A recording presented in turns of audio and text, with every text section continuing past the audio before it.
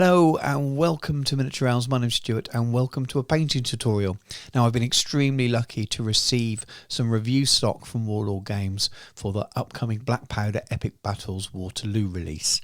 Now as I'm recording this in the the latter half of November, the release isn't due till January.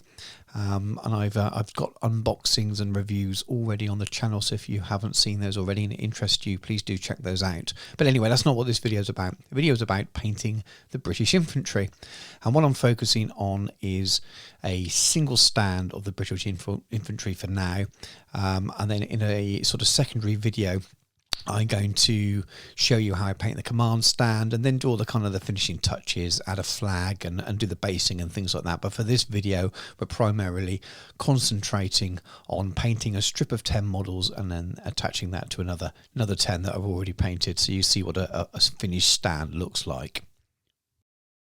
Now you'll see on the screen there that I'm holding two sets of models, one Zenithal highlighted and one just plain black. The Zenithal highlight is quite important to the way I'm going to paint these miniatures, so I thought I'd actually include it in this video, and it may be something that I refer to in later videos. I won't put it in the front of all of them, but it's an important part of the preparation. It basically creates you a grayscale model that gives you some natural shadow and things, and when you paint on thin layers of paint, and I'm going to use a lot of Citadel contrast paint as a glaze, when you paint them on you get some natural shadow and highlights there. So I'm going to start off with this black primed strip of models. You can use a rattle can or you can use an airbrush primer, and I'm going to use my airbrush to very lightly dust on some white paint, almost so thin that it looks grey to start with, and I'm going to use Game Air White.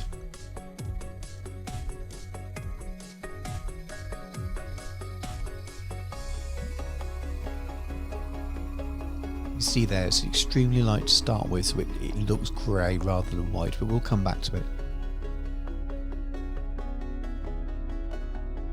And there we have the very slightly thickened up white with a few more thin layers. And now I'm going to dry brush, just using any plain white will do. I'm using model colour and I'm using some Artist Opus dry brushes, and they're very expensive. You don't have to use those. Makeup brushes are an absolutely fantastic way of doing this, so don't raid your wife's drawer, but go and buy some cheap makeup brushes in the supermarket, and you want to do very thin dry brush layers over the miniatures, just picking out the extremities. Why do this now, you may ask? It seems a strange thing to do. It really just picks up those extremities, picks up some of the folds in the clothes and things. And then because you're glazing over the top, washing over the top, it covers the dry brush effect, but just gives you the natural highlights that you would otherwise have to achieve by adding manual highlights with the brush afterwards.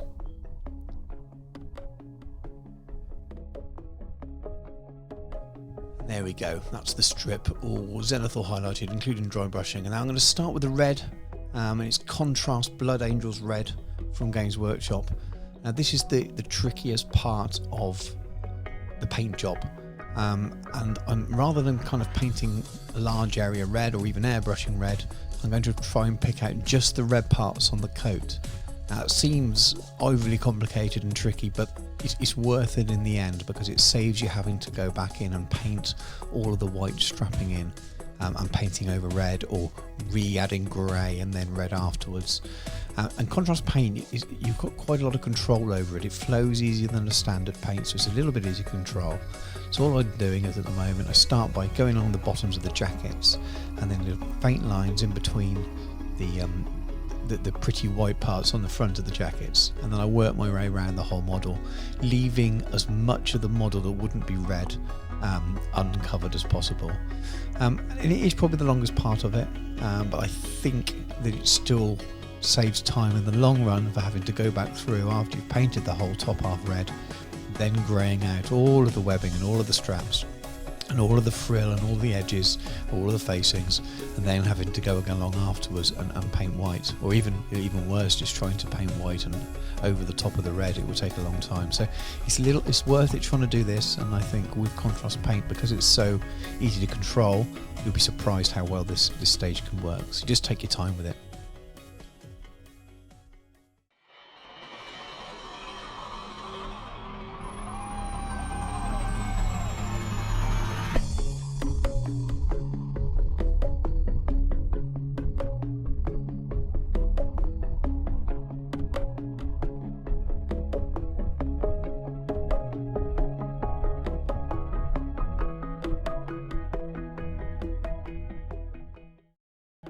And there we go, that's the bulk of the red on the jackets done. I'm just using the same red now to go along and add a little bit of red on the bottom of each of the plumes. Now I'm painting these as the King's German Legion, so as far as I've been able to determine, that's the colour of the plumes they should have.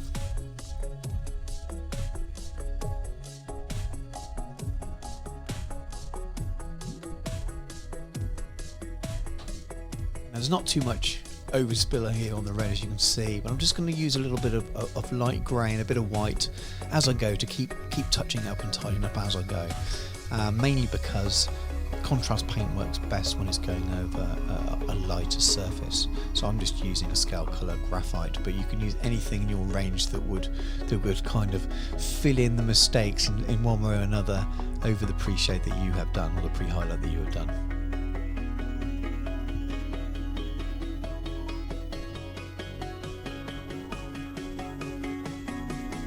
So that's the tidying up done. Now on to the next stage, the trousers, and it's contrast Basilicanum grey. This stuff just neat straight over the trousers, and this is where that pre-highlight and the dry brushing effect works perfectly. And as you'll see as we start to apply it over the trousers, you've just got this really nice effect that looks like nicely highlighted grey, and it dries really well. And this is one part of the model that I don't do any future highlighting either, not at this scale anyway.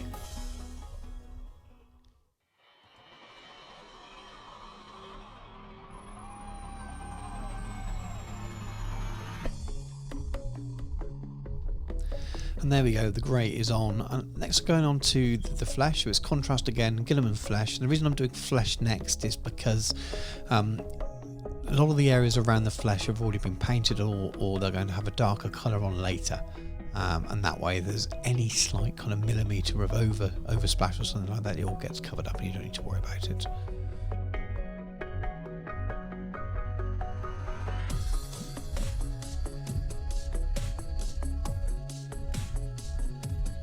So that's the flesh on. Now we're going to move to the hair, so I'm going to use contrast Wyldwood, contrast Nasdaq yellow, and contrast Gore-Grunta Fur. Just using 3 colours there. The Gore-Grunta Fur is slightly reddish. There's obviously been a lot more hair colours. I'm avoiding black because of the shakos themselves are black, and I'm just going to paint a very thin line, as I have such a tiny amount of hair on each of these models. So just randomly throughout the strip of models, place those 3 colours around.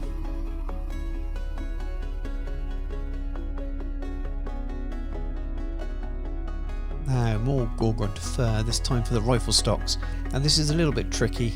You want to make sure that you don't overspill onto the white webbing or onto the white plumes, otherwise you have to paint them back in, or the hands and things. So you're starting to get more areas now that you've covered in paint, but again, contrast paint tends to flow quite nicely, so if you take your time, it does save an awful lot of time tidying up later. It's one thing with contrast paints, you kind of have to be fairly neat with them. Quite often afterwards you're not applying a wash, and I won't be in this, so there's no kind of wonder wash going on that tidies up all of the messy parts. I mean, you can do, but the method I'm using, I'm not doing that.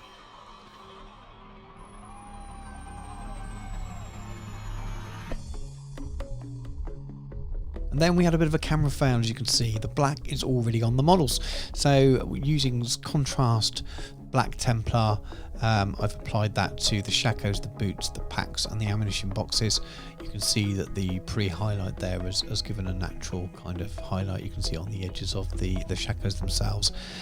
And now we're moving on to the first of the metallics.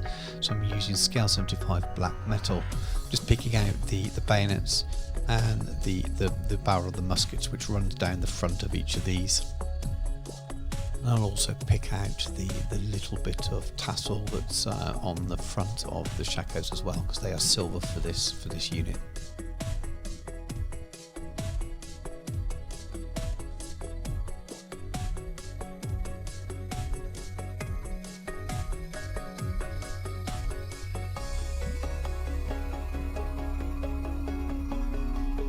Now we're moving on to some scale 75 Elven Gold. They're going to use those for the shako emblems, and not recorded on the video, but you'll see in the final pictures later on, because I added it after they were painted. Thank you, Matt, for pointing out I missed them.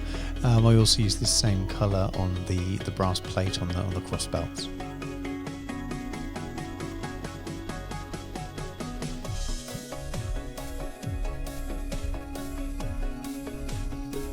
So now back to contrast paint Ultramarines blue. I'm going to be using this for the facings. Now the most visible ones are the cuffs. There are some collar marks there. They're very, very hard to see, and on some of the miniatures, the way they're cast, you can it's very hard to get to it. So in most cases I wouldn't worry about it too much. I don't record this, but I do add a little bit of blue to some of the collars, but again, it's quite a small area, and on miniatures this size you could quite happily leave it. The most important thing is that they stand out nice and clearly on the cuffs there. And there we are.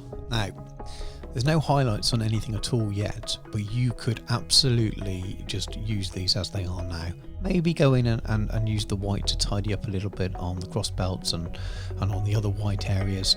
But you could absolutely use these on the table, and that is just contrast.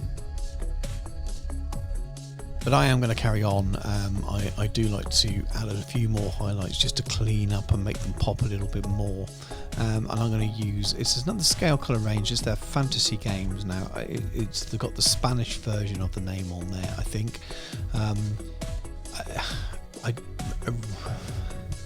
A Spanish version of the name on there, which I'm gonna butcher, so I'm just gonna call it SFG29.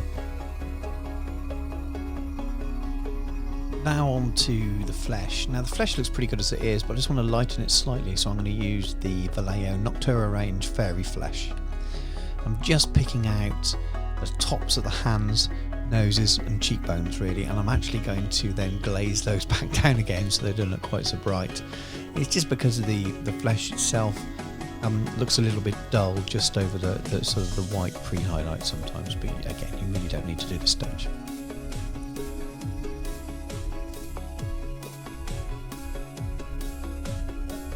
And here's that glazing stage now, so you can see the highlights have gone on. They look pretty good on the screen there. They are a little bit more stark to the eye, so I'm just going back with the contrast Gulliman flesh, and I'm doing a 50-50 wash mixed down with water, just adding water to it, and then just lightly brush it over. And you can't see an awful lot. I'll build up in a couple of layers, but it just softens the starkness between the highlight and what was there before, and gives them a much more sort of richer texture. Now, for me, this is one of the most important highlights, and it really makes the miniatures pop, and that's using red. So this is Games Workshop Citadel, Evil Sunz, Scarlet.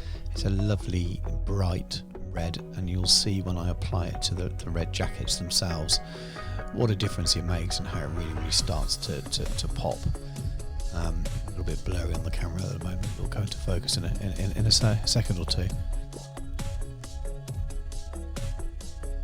Now, the trick here isn't to try and paint red everywhere you've painted red. So you're just picking out areas, still leaving some of that darker red there that was there before. Now, it's not a flat red because it was painted over the pre-highlight, so there's already some natural highlights and shadow there anyway. So just little touches of this Evil Sunz Scarlet just really makes it stand out, and it's quite bright.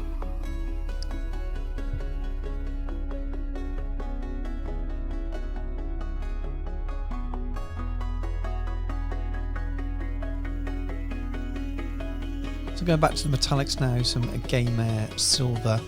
This is my go-to top highlight for a lot of metals, for a lot of silver kind of metals anyway. And all I'm really going to do is just put a little highlight on the top of the bayonets and just a top section of the gun barrels. Now, they obviously would be a lot duller than that, but in miniatures of this size, if you make everything really dull, they just won't stand out at all. So I want them they become a little bit more comic book, I suppose, but I'm okay with that at this scale.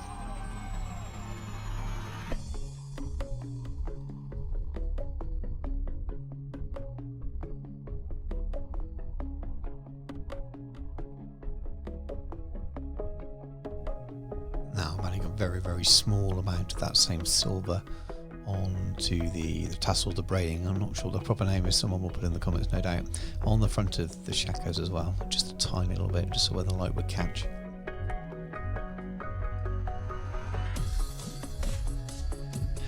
And we're now on to the real final stages. So this is the tidying up of the white. And what you can see there now looks a little bit more off-white now that we've added all the other colours.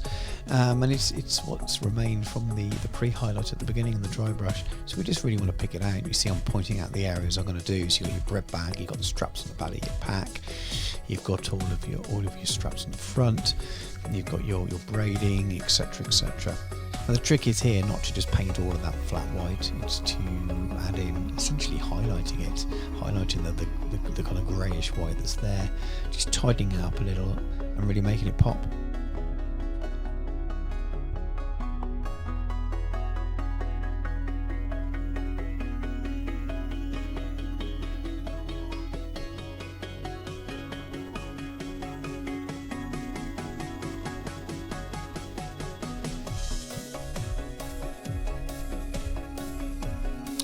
There we go, back to the game as silver, just to pick out the 3 buttons that are on show beneath where the crossbelt meets there.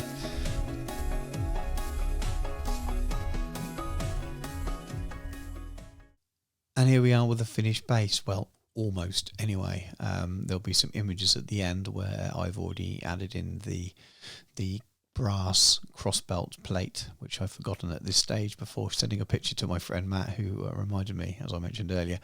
But it's all based. Both strips that I've painted are on there. I've added 2mm tufts, etc, etc. Now I will cover the basing scheme that I'm using on the kind of the second part of this video, and the second part, as I mentioned at the beginning, is how I complete the front rank of the command stand, how to add the flags, etc., how I approach painting the officer, the drummer and the flag bearers and the sergeant, etc., just because it's slightly different.